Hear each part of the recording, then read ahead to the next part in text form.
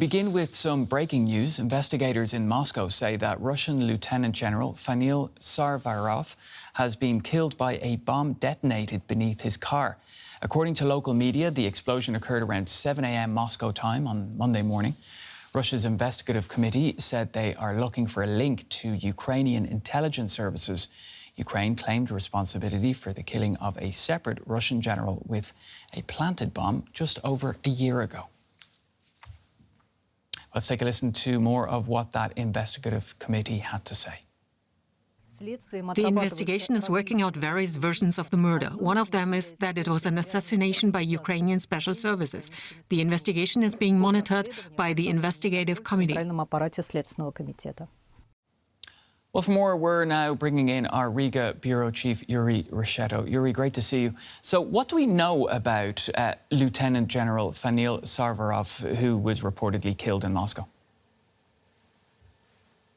Well, Pablo, Lieutenant General Fanil Sarvarov used to run the operational training department for Russia's general staff, so a high-ranking general.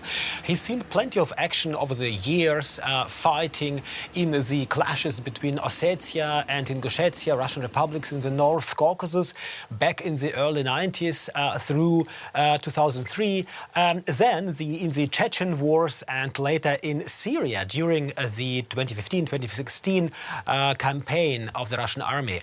According to Russian media, he also took part in the war in Ukraine. All right, Yuri, well, who could be behind this then? Well, look, given the situation, it looks like the blast was no accident. Sarvarov's car blew up around 7 a.m. in a parking lot near an apartment building in Moscow. Russian telegram channels say the explosion happened just after the driver got in and moved a few meters. The bomb was probably fixed under the car, and Russian media claim it was a magnetic mine. No one knows who did it yet.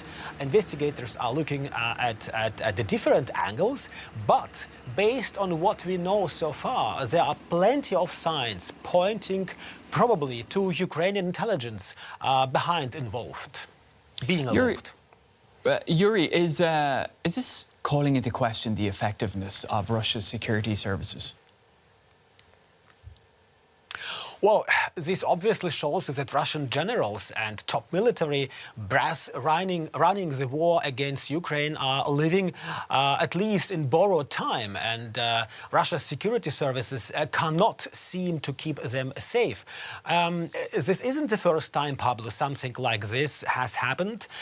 Since the war began, there have been several bombings inside Russia aimed at military figures or, let's say, outspoken supporters, public supporters of the invasion.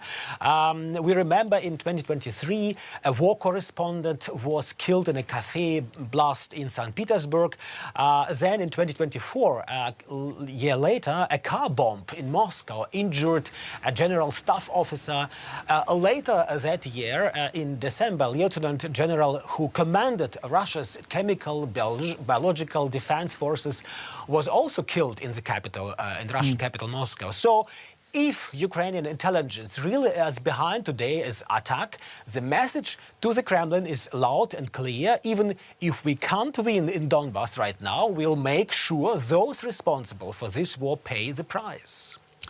All right, Yuri, we'll leave it there, but great to get that update. DW's Yuri Reshetto from Riga. Thank you.